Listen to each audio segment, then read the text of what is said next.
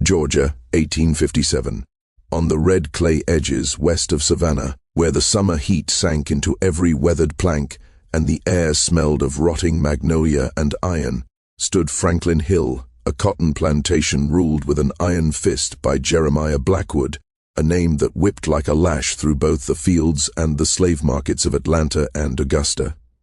The estate held nearly 80 souls in bondage, half as many as in its prime before soil depletion and mounting debts had begun gnawing at Blackwood's fortune, and the main house, once grand enough to host governors and bishops, now showed its age in ways that no amount of whitewash could hide.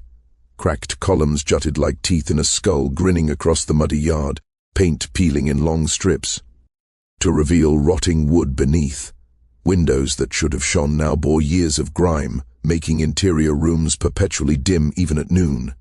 Beyond the house, slave cabins clustered in fearful symmetry beneath Spanish moss hanging from live oaks like the hair of drowned women. Structures built of pine and clay that leaked in rain and baked in summer, providing only the bare minimum shelter needed. Keep valuable laborers alive enough to work, but not comfortable enough to forget their place. Blackwood ruled through calculation rather than fits of anger, his cruelty methodical and cloaked in what he called Christian order. Biblical justifications for bondage rolled off his tongue as easily as auction prices, every punishment delivered as a lesson, every sale framed as an economic necessity. Had pained him more than it pained those being sold. Franklin Hill's paradox was clear, ordered and wealthy by the standards of declining Georgia estates, yet haunted by whispers that daylight could not erase. Rumors of voices heard at midnight, shadows moving wrong, and debts written in ledgers no accountant could audit. If you want more stories where injustice is met by something older and stronger than law, where memory, blood, and hidden powers outlast generations, and show that the universe keeps accounts beyond human courts, then like this video, subscribe and comment where in the world you're watching from. These histories belong to everyone who has ever wondered if the powerful truly escape consequences, or if justice simply travels paths human law cannot track. Among the Livesto, CK listed in Blackwood's leather-bound ledgers with dates of purchase, estimated value, and notes on temperaments, Isaac and Ruth Jefferson stood out as a rare phenomenon in a system that considered families secondary to profit and often destroyed kinship to prevent solidarity that might lead to resistance or escape. For 10 years they had carved out a fragile sanctuary within Franklin Hill's Brut. Al Machinery, a marriage everyone knew about, tolerated by Blackwood, because both were too valuable to risk losing to despair or self-destruction that followed forced separations. Ruth possessed brilliance in herbcraft and midwifery that made her indispensable. Her knowledge of plants that cured fevers, eased childbirth, or quietly ended pregnancies made her a balm in the quarters and a necessity. In the main house, where Blackwood's daughters survived only because Ruth mixed remedies no white doctor could match, Isaac was strong and quiet. The trusted blacksmith whose hands had shod Blackwood's prized stallion, forged the chains binding his fellow enslaved, and repaired tools that drew wealth from soil soaked with suffering, but whose hands also secretly fashioned tiny charms of bone, feet. Her and knotted cord, smuggled from the forge at night to protect those in need from forces both natural and supernatural. Together, they clung to each other, refusing the defeat that had swallowed so many whose lovers vanished at the whim of masters more interested in profit than human hearts. Trouble came, as it often does in stories of slavery and greed, riding on the demands of the wealthy. The weakness of men who measured worth in dollars rather than dignity. Charles Brewster arrived at Franklin Hill in late July, a cotton factor from Augusta whose business had been ruined by gambling debts and poor railroad investments that collapsed in the Southern Panic, leaving him desperate for quick capital and willing to call in favors from anyone who owed him money or goods. Blackwood and Brewster had been partners for years, their relationship founded on mutual exploitation and shared contempt for the people they enslaved. When Brewster arrived unannounced in his dust-covered carriage, ledgers documenting debts in hand, Blackwood knew the visit would cost him more than money. The two drank heavily beneath the porch that August night, cards and bitter spirits fueling muttered argum. Ents over diminishing yields, mounting notes from Atlanta banks refusing credit without collateral, soil exhaustion, competition from new cotton lands in Mississippi and Texas, where virgin fields produced more than Georgia's tired soil, and persistent rumors that northern abolitionists were gaining influence, that war might come, and everything they had built could collapse in fire and blood. Black. Quood's eyes drifted to the quarters, calculating, assessing, reducing humans to market value with the casual brutality defining the southern economy. "That girl of yours," he said finally, slurred but clear, "the midwife. Sell her to me, Jeremiah. I'll take her off your hands before winter, before you have to feed her through the lean months. My wife's plantation near Valdosta needs a healer, and I'll give you a fair price, enough to cover what you owe me, plus interest." Blackwood hesitated, unusual for a man who prided himself on quick decisions, because Ruth's ill was worth more than her market price. Her presence kept the other enslaved relatively healthy and productive, kept his family alive during fevers, provided stability that prevented chaos, and there was Isaac to consider, whose temper was not to be trifled with despite careful suppression, whose quiet intensity suggested a reserve of rage that might erupt if pushed too far. Yet greed, pride, and mounting debts convinced Blackwood that one woman's market value outweighed the unseen benefits of keeping families intact. By dawn, Ruth was listed in new ledgers, appraised at $1,200 and sold to Brewster without warning, without farewells, without acknowledgement that she was a human with connections, with a husband who would be broken by her absence. The morning Brewster's men came, the Qua. RTers erupted in screams, curses, and raw grief that masters preferred not to witness because it contradicted their stories of happy slaves and benevolent paternalism. Isaac was chained, overseer's hands on his shoulders, pistols pressed to his spine as he watched Ruth dragged toward the wagon, both struggling to touch one last time across the violence separating them. Ruth swore through tears that even if torn apart they would find each other beyond fire or earth. "Ain't no Christian God owns all roads. Ain't no master controls all places spirits walk." Words that unnerved overseers, made Aunt Addie cross herself, and darkened Isaac's eyes with despair and determination. The crack of a whip brought temporary silence. Brewster's wagon rolled down the rutted road toward Augusta, leaving Isaac chained, silent, radiating a force that made even hardened overseers step back once freed, as if something gathered that could not be controlled with whips, chains, or any mechanism of bondage. For weeks after Ruth's sale, Franklin Hill existed in tense anticipation, everyone waiting for something to break. Isaac might explode in violence, collapse in despair, or continue functioning as Slav. Eerie demanded. Instead, he did something more disturbing. He ate only the bare minimum, spoke only when commanded, worked at the forge with mechanical precision, producing perfect horseshoes and plow blades, yet seeming to drain all humanity from his movements, as if deciding to become exactly what Blackwood claimed enslaved people were: tools, property without souls. He refused advice from Aunt Di, who left small bundles by his door nightly, red flannel tied with hair, dog teeth wrapped in copper, roots she would not name, attempting to protect him from whatever path he walked and the consequences it might bring. Even white folk began noticing strange changes: cows bearing stillborn calves, cotton leaves curling and yellowing despite rain, Franklin Hill's well water tasting bitter for tea, he first time in decades, carrying an unsettling metallic tang that made stomachs churn and made people whisper about unseen forces at work, then wondered if the aquifer itself had been poisoned by whatever dark force was creeping into the land. At night, as autumn slithered into Georgia with an unseasonable chill that made the quarters shiver beneath threadbare blankets, the air was broken by the howl of dogs, not the ordinary barking that accompanied hunts, nor the warning cries dogs made when strangers approached, but something heavier, more unsettling, a keening that almost sounded human in its grief and rage. And sometimes when the howling reached its peak, it would be answered by voices no one could place, half song, half plea, words in languages that most of the enslaved people not identify, but that Aunt Addie recognized as fragments of old African tongues mixed with something else, something that made her shake her head and murmur prayers in 3 different languages, hoping to contain whatever was being called forth before it swallowed them all. The white overseers pretended not to notice or claimed the sounds were natural. Coyotes, they said, or maybe panthers, push. Ed down from the mountains by drought, but everyone in the quarters knew better. They knew Isaac was doing something with consequences for all of them, not just for the master who had destroyed his marriage, and not just for Brewster, who had bought Ruth as if she were livestock, not a woman whose heart broke with every mile separating her from the only man she'd ever loved.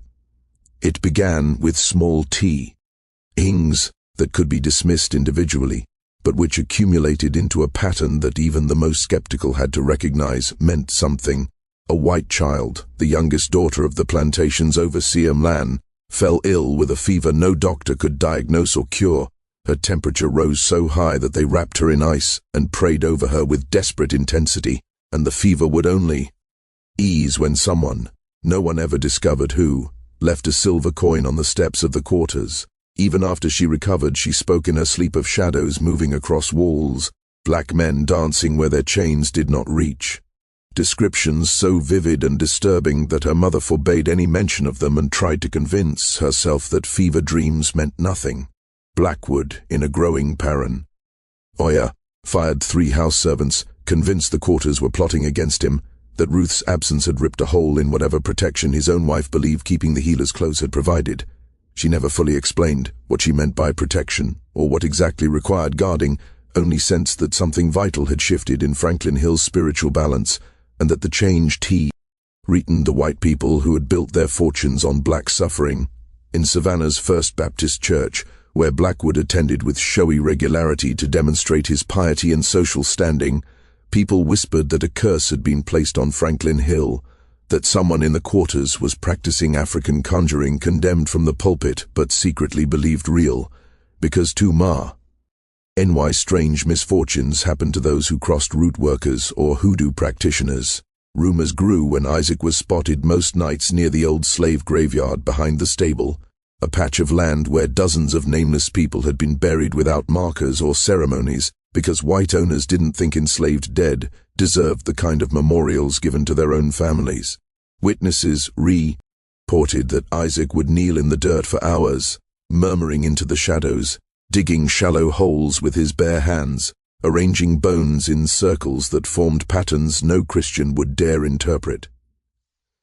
Geometric configurations suggesting both precision and intent, symbols that were simultaneously writing and ritual tools serving purposes beyond what white observers could understand. He whispered to the others during secret meetings in the dead of night, when even overseers slept. He's doing something that affects all of us, not just the master. When you call the old ones, when you wake what should stay sleeping, you cannot always control where it goes or when it ends. Isaac's grief is just, but his methods are dangerous, and if we are not careful, we will all get caught in doppage. Ever storm he summons. Some begged him to stop, fearing white retaliation more than supernatural consequence, knowing from bitter experience that when white people feared, they struck violently, and did not care who suffered as long as black bodies bore the marks. But Isaac responded with quiet certainty, a man who had chosen his path and accepted its cost. I can't let her be lost, not here or beyond. And if it brings hell, then so be it. Better to burn for resistance than live numb and broken as they wish. He always carried a small bag at his throat, a gree-gree Ruth had sewn from her hair before the sale, its knot tied so tightly that only the dead could loosen it. The leather stained dark, perhaps blood, perhaps dyes from swamp plants, no living person dared collect. The bag seemed to pulse against his chest, or perhaps it was just his grief and rage magnified into drums calling ancestors and spirits that exist in the spaces between life and death. Those near Isaac reported a chill unrelated to weather, a cold starting in their bones and spreading outward. Some said shadows gathered around him, even in bright sunlight, shapes moving independently, watching, waiting for something. Everyone hoped never came but suspected was inevitable. Weather changed unnaturally. Autumn arriving like punishment, frost blackening early tobacco crops meant to survive another month, destroying the little profit Blackwood relied on. A storm hit Franklin Hill with furious intent. Winds tore at the main house's crumbling structure. Rain flooded fields, turning roads to impassable mud. During Teach, E-storm's height, lightning split the great oak at the center, the same tree where 2 runaways had been hanged decades prior, left dangling for 3 days as warning. Everyone knew the tree was cursed. Blackwood refused to cut it down, claiming it taught the consequences of disobedience. The split oak oozed a sap smelling of iron for days, so strong that people avoided it and made protective sign. When passing, the sap itself looked like thick blood, though scientifically it was just tree resin, tannins, and rain. Horses refused the creek on Franklin Hill's property, standing at the bank, whining in distress, refusing water they had drunk all their lives. Dogs cowered in kitchens, refusing to go out after dark, trembling when forced into the yard. Each morning a cross of twigs appeared, nailed to Blackwood's door, arranged in patterns that suggested both Christian and African designs, geometric and spiritual, making white observers uneasy. Overseer Mlan burned the charms, muttering against superstition, yet that same night he was bitten in the dark. Teeth or claws tore his leg, swelling it to twice its normal size. Fever drove him to delirium where he babbled confessions of Viola, tions and cruelties he had committed serving Blackwood. By late October, Ruth's voice was claimed to be heard on the wind, calling Isaac's name with tones of longing and warning. Workers awoke to find their hair braided in intricate patterns requiring hours to create, uncooked rice scattered in shoes, signs Aunt Addie recognized as spirits at work, and strange scratches on their arms, markings in alphabets that burned and itched, refusing to heal. Isaac's name was never spoken near white men, instincts understanding the link between him and chaos would invite lethal violence. But in secret, they debated endlessly what he was doing, whether it could be stopped, and what might happen when whatever he had summoned arrived. Aunt Addie called a midnight gathering in the deepest quarters, Flummy. Coals in an iron kettle at her feet, casting flickering shadows that made everyone look spectral. She spoke in the old language, while making signs with her hands that most present vaguely remembered from grandmothers born in Africa. Knowledge slavery had tried to erase, but some truths endured. It falls to us to hold what he's calling, or we all suffer for the master's debt. Isaac is righteous in his grief, but he has opened doors that should never be opened unprepared. And what comes through those doors is hungry, angry, and does not forgive. Distinguish between guilty and innocent when it starts collecting what is owed. That winter came early and lingered late, bringing with it a cold that seemed to rise from the soil rather than fall from the sky. A chill that sank into bones, lingered and marrow, and made joints ache in ways that reminded people of mortality and suffering, of how the body could betray you when pushed past its limits by labor, hunger, and the endless grind of life under slavery.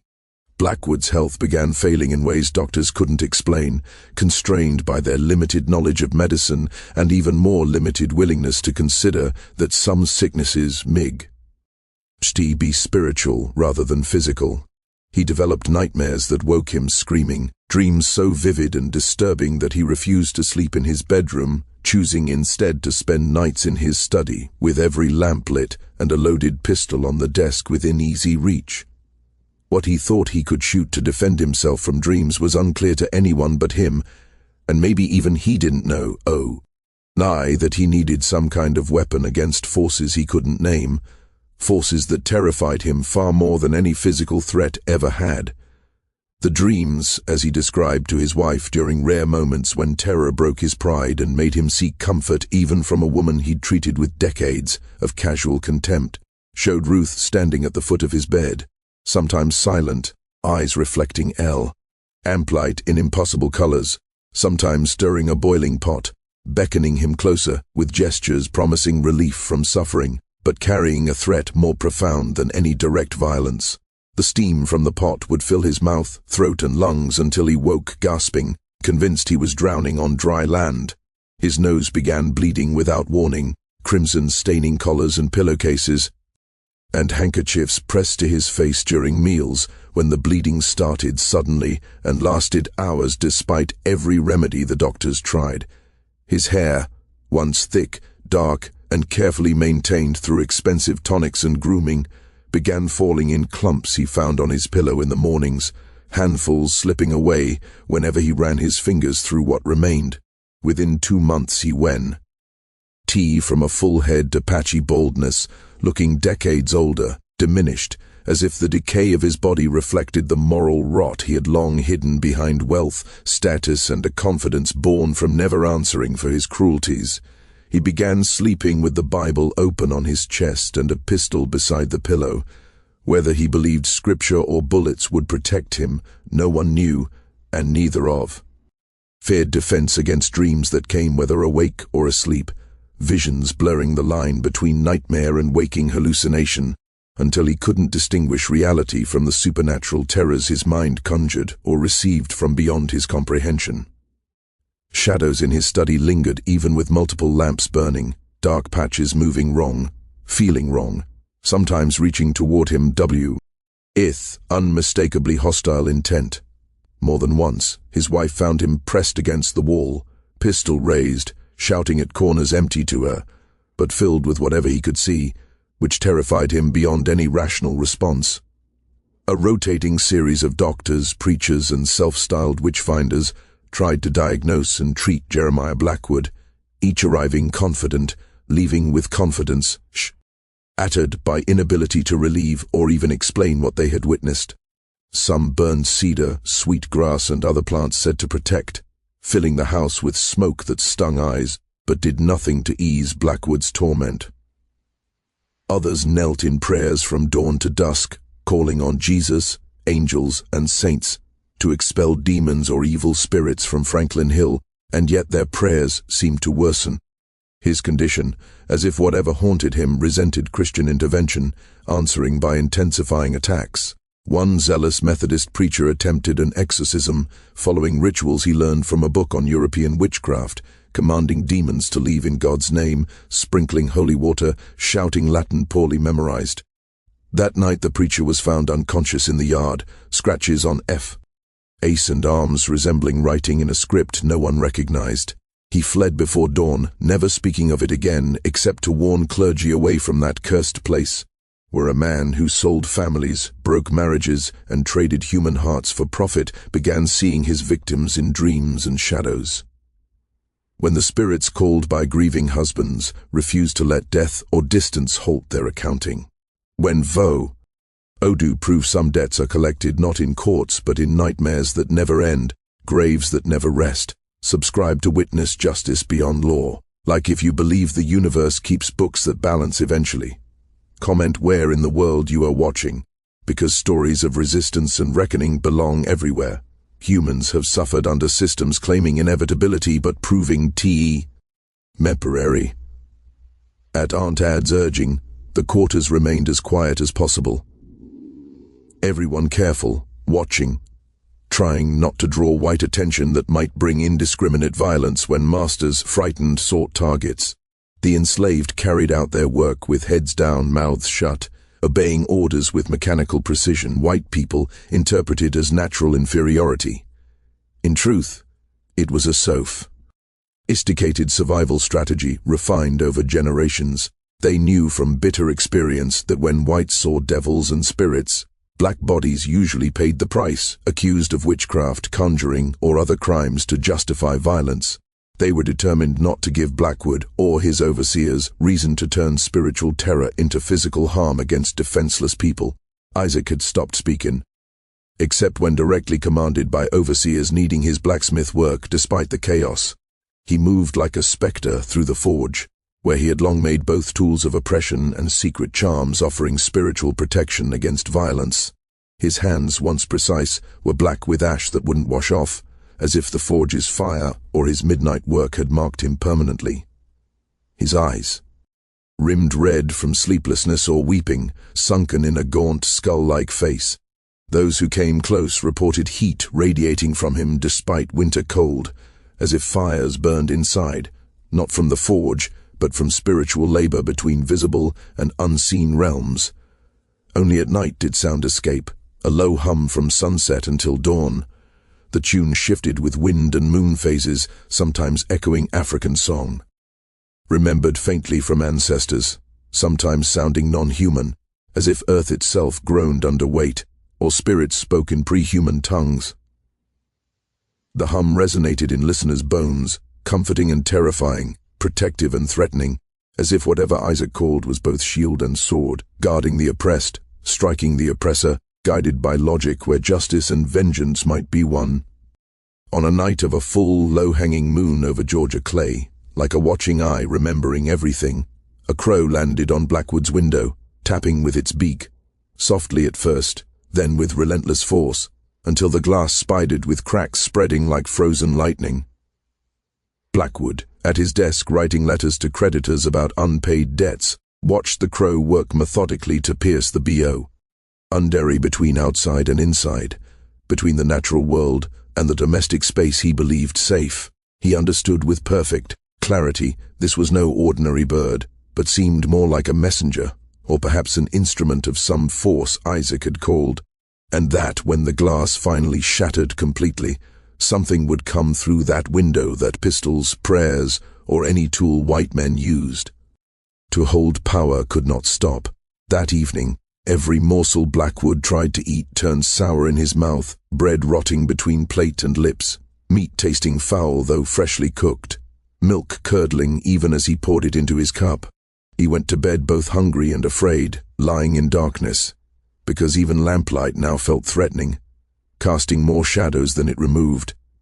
In that darkness he saw Ruth everywhere, reflected in mirrors that shouldn't reflect anything in rooms with no light, flickering in his peripheral vision, in a white dress that might have been a burial shroud or a wedding gown, sitting in the chair beside his bed, staring at him with eyes that held neither mercy nor clear anger, but rather a quiet judgment, as if she were waiting to see how long he could endure what she had endured when he sold her away from the only man she had ever loved, condemning her to life among strangers who would work her until she died and bury her in an unmarked grave far from home and husband.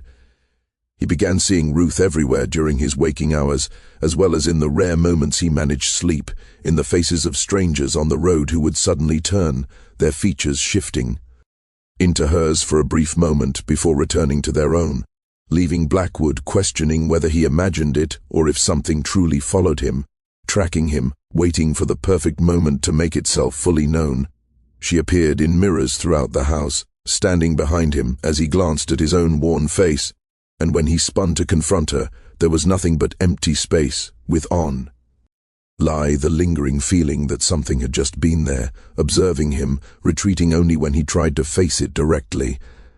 She drifted through rooms like a cold wind that raised gooseflesh on anyone present and made their breath visible, even though the house was supposedly warm, a chill that seemed to come from nowhere and everywhere at once, impossible to shake no matter how many fires burn.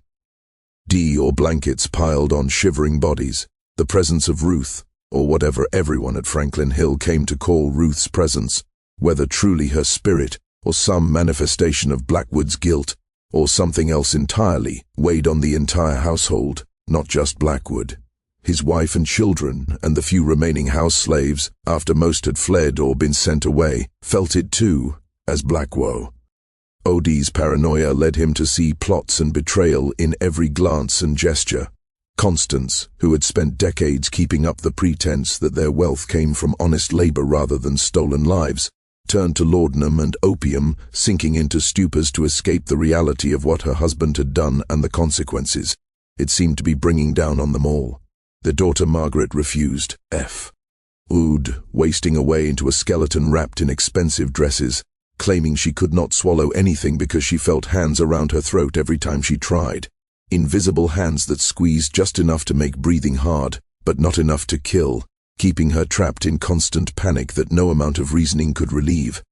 Christmas approached with its usual demands for celebration and religious observance, and Blackwood tried half-heartedly to uphold the traditions that had defined Franklin Hill's social calendar for decades.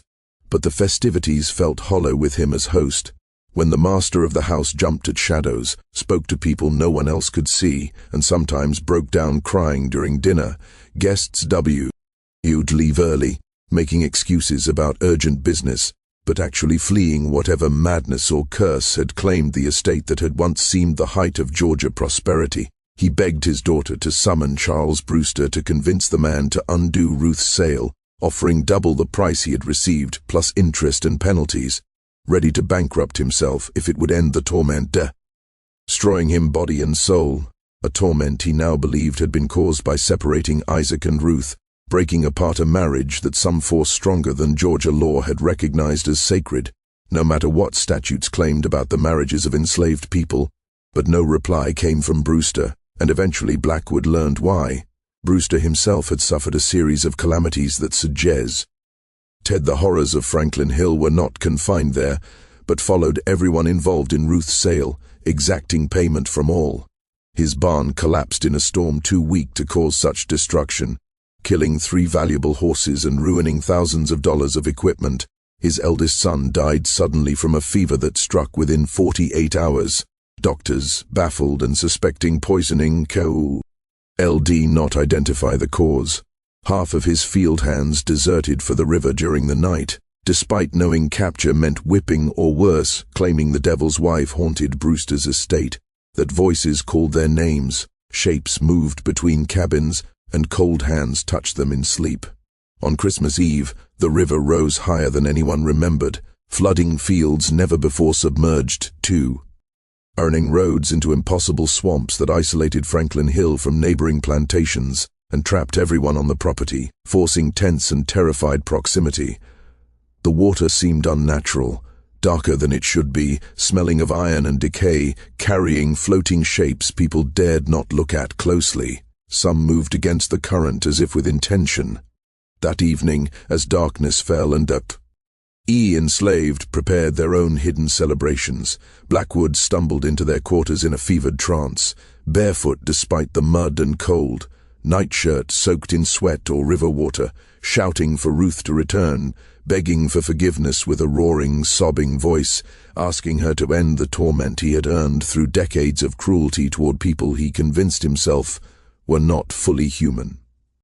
The enslaved gathered silently around him, a circle whose quiet was louder than any shouting could be, witnessing their former master, who had reduced them to property, stand broken, reduced himself to something less than human through guilt and fear, feeling the weight of consequences he had long ignored. Some felt satisfaction at seeing him humbled, finally grasping helplessness. Others felt pity, recognizing that suffering is suffering, even for monsters, and that delighting in another's pain, even deserved, risks becoming what you hate. Most felt a mix of both, emotions too complex to sort in the moment, waiting to see what would happen next, knowing whatever came would shape their own fates. Isaac stepped from the crowd, deliberate and calm, face unreadable, and placed Ruth's Grigory charm into Blackwood's trembling hand, the same talisman she had sewn with her own hair before the sale, the same charm Isaac had worn around his neck while performing the rituals that had brought them to this moment. He folded Blackwood's fingers over it gently and spoke across the silent quarters, voice carrying clearly, making everyone listen, because these words might be the most important ever. Spoken at Franklin Hill, "It's yours now. The debt has been carried as far as any man should carry it. The shadows are your companions for the rest of your days, however many or few those days may be. What you gave is returned to you. What you took has been taken from you. What you destroyed is destroying you in turn, and there is no amount of money, prayer, or running that will change any of that. Because the spirits don't care about your money, your borders, or your excuses." Blackwood fell into the mud, shaking violently, fingers still clutching the Grigory like it was his lifeline, though it had been an anchor, dragging him into a depth from which there would be no return. The enslaved people stepped back slowly, giving him room to suffer alone, the same way he had left them to suffer alone. For years, they returned to their cabins, sensing that something deep had shifted in the order of Franklin Hill, though they couldn't yet name the change or predict its consequences. Isaac lingered over Blackwood for a long while, looking down at the man who had ruined his marriage, stolen his wife, and broken a part of him that could never fully heal. Whatever Isaac felt, satisfaction, sorrow, emptiness, or a tangle of all three, he kept to himself. He simply turned and walked back to the forge, where he had spent countless years shaping chains and horseshoes and crafting the small charms that offered the only protection available to people with no legal rights, people defined by law as property. By morning, Blackwood was found dead where he had fallen, his body stiff with cold and something else. His face twisted in a grimace that mixed terror with what might have been recognition, understanding, or relief that it was finally over. That he had suffered enough, or paid enough, or simply used up whatever strength had kept him alive through months of supernatural torment. His hands still clutched the gris-gris so tightly that they had to break his fingers to remove it. Even in death, his body seemed to resist being moved, as if it wanted to stay in the mud of the slave quarters, rather than be taken to the big house, where he had spent decades pretending to be more than a thief and a tyrant, someone who had built wealth on human suffering and called it civilization. The Dr. Huixer. Mind him found no clear cause of death, no wounds, no poison, no trauma to explain why a man in his early 50s had simply stopped living. Eventually, he signed the death certificate citing heart failure, the standard explanation when science had no answers and no one wanted to admit that forces beyond measurement might exist in the world. In the days that followed, as floodwaters slowly receded and roads became passable, and news of Blackwood's death spread through the networks of plantations, merchants, and lawyers who had worked with him, strange stories began circulating about Franklin Hill and the events surrounding the Master's End. The frost that had destroyed crops melted overnight. Despite the cold, green shoots appeared rough soil that should have been frozen solid. No trace of Ruth's spirit or Isaac's humming was heard anymore, as if whatever had been manifesting through those phenomena had completed its work and returned to its own realm, leaving only silence, memory, and questions. Had this been justice or revenge, or something beyond both? The land slowly began healing in the weeks and months after Jeremiah Blackwood's death. Wounds left by decades of cruelty and exploitation began to close as snow blanketed the blood-stained earth, and those who survived his tyranny started imagining what Franklin Hill could become without a master dictating every part of their lives. The big house stood empty for months. Blackwood's widow and children had fled within days, unable to live in a place where every room held memories of his decay, where shadows moved strangely, and where they could sense Ruth's presence, or whatever had carried her name, watching, perhaps calculating, as if their own reckoning might still be coming. Creditors circled like vultures, fighting over property that nobody wanted to live in but could be liquidated to pay off Blackwood's debts built on human suffering disguised as stable financial assets. The enslaved community at Franklin Hill lived in a strange in-between state. They were still legally property, technically subject to being sold to settle debts, but functionally autonomous because no one was there to give orders, and the few white overseers who remained were too terrified of Isaac to enforce authority, aware of what had happened to their master. They continued working the land to survive, because generations of slavery had taught them that starvation didn't care about laws. But now they worked on their own terms, planting what would feed them rather than crops meant to maximize profit for absent owners who had never labored in the fields and had no understanding of the toil needed to grow anything from depleted soil. Isaac aged quickly after Blackwood's death, as if the spiritual work he had done had taken something essential from him, something no ordinary means could replace.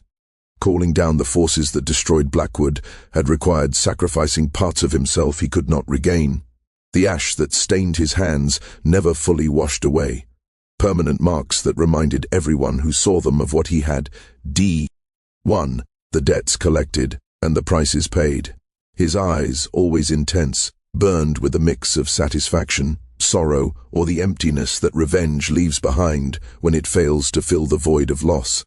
He spoke rarely, and when he did, his words were measured and heavy, hinting at knowledge of the universe, justice, and the costs of resistance that could never be unlearned.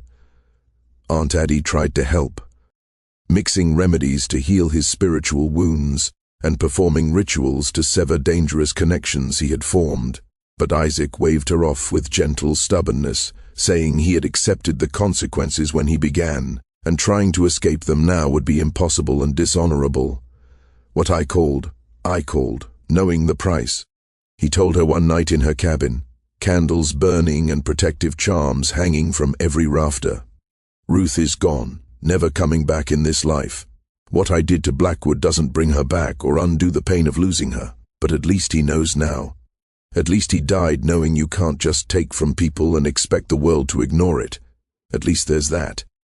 Word of Franklin Hill's events spread across Georgia, carried by people moving between plantations and through the invisible networks enslaved people had built over generations. Stories told of the slave who used root work to destroy his master, of the wife sold away whose spirit returned for payment, and of the shadows that haunted Blackwood until death was mercy compared to his final months. The tales grew with retelling, details added or imagined, but serving the purpose of teaching that resistance could take many forms, and that some forms moved through channels masters could neither control nor acknowledge. Some stories celebrated Isaac as a hero, proving spiritual resistance could rival physical rebellion when the latter was impossible. Others warned of the terrible personal cost. Show. Wing that forces beyond human morality demanded payment without distinction between justice and obsession. Both versions were true in their own way, and Isaac never clarified which he preferred. He continued his work at the forge, cared for the community, and kept private communion with Ruth in memories that remained painful, but affirmed that he had honored their marriage by refusing to accept it. Violation as consequence-free. The Civil War came years later, bringing chaos, violence, and eventual emancipation, changing legal status for millions who had once been property and granting them freedom, at least on paper. The meaning of that freedom would take generations to fully grasp, and is arguably still being worked out in a country that has never truly faced or made amends for the origina. Sin of slavery and all the systems of oppression that grew from it, around it, and after it. Franklin Hill was left abandoned during the war years. The big house was burned by passing soldiers. No one ever determined if they were Union, Confederate, or just opportunistic arsonists who saw an empty building and decided it would make good firewood, and over time the land slowly returned to something like its natural state. Fields gave way to forest, and cultivated spaces became wild again, as if nature itself was trying to erase the traces of human deeds there. But the quarters remained occupied through and after the war, becoming a small community of freed people who decided that this land, where they had suffered, also held their ancestors' bones, their own histories, and their memories of resistance, survival, and spiritual victories, just as real as any military triumph, even if they were never recorded in official histories or honored with monuments. They built new cabins to replace the ones that had fallen apart. They established a church that mixed Christian teachings with African spiritual practices in ways that would have shocked white Christians, but that made sense to people who knew that the universe was larger and stranger than any one religion could explain. They also created a school where children learned to read using texts that told real stories about slavery and abolition instead of the whitewashed versions preferred by white educators. Isaac lived among them until he died in 1871. He continued blacksmithing even as his body grew weak, still making both practical tools and spiritual objects that served purposes beyond their material use. He still carried the GRI Ruth had made, though by then it was faded and fragile, held more by spiritual power than physical strength. When he passed away peacefully in his sleep, which everyone agreed was more mercy than he might have expected given the forces he had dealt with, they buried him in the community cemetery, with ceremonies honoring both his resistance to slavery and his complex legacy as someone who had used spiritual force against physical violence and who had paid costs no one fully understood but all respected. They buried the GRI with him, returning it to the earth along with whatever it had contained or channeled, and though some claimed to see Ruth's spirit at the edge of his grave during the funeral, most agreed that whether the vision was real or imagined didn't matter, because it suggested that whatever separation had been forced by Blackwood's greed and George's slavery had been overcome by forces recognizing connections deeper than any law could account for. The community that grew from Franklin Hill's ruins became known in the region as a place where old knowledge was preserved and practiced, where people could learn about root work, spiritual protection, and the histories white people tried to hide. Though it never became large or wealthy by conventional standards, it served vital functions for generations of black Georgians who needed ties to tradie. chants that predated slavery and that would survive all attempts to erase them. The ruins of the big house became a kind of monument to the fleeting nature of oppression and the persistence of resistance. Children were brought there to hear stories about Isaac, Ruth, Jeremiah Blackwood, and all the lessons in those stories about justice, consequences, and the long arc of moral reckoning that bends slowly but eventually arrives for everyone, no matter their wealth, status, or the lies they tell themselves about deserving what they took. In 1857, Georgia, when a slave trader sold a man's wife and thought the deal complete, the spirit stirred by that man's grief proved that some debts are collected in realms beyond any law, that voodoo justice follows rules older and stranger than any court. Hat, love, and resistance sometimes wear the same face, that those who build fortunes on suffering will meet forces unconcerned with wealth, status, or excuses. Forces that only measure what was taken and demand repayment in forms that cannot be bargained with or delayed. If you believe these stories of spiritual resistance matter, subscribe to ensure they are remembered instead of erased. Comment from where you're watching, because these histories belong everywhere humans have suffered under systems claiming permanence but proving temporary. And share so others see that justice often travels paths bypassing every institution meant to prevent it, yet it arrives anyway, patient, relentless, and fully unforgiving when collecting debts that should never have existed.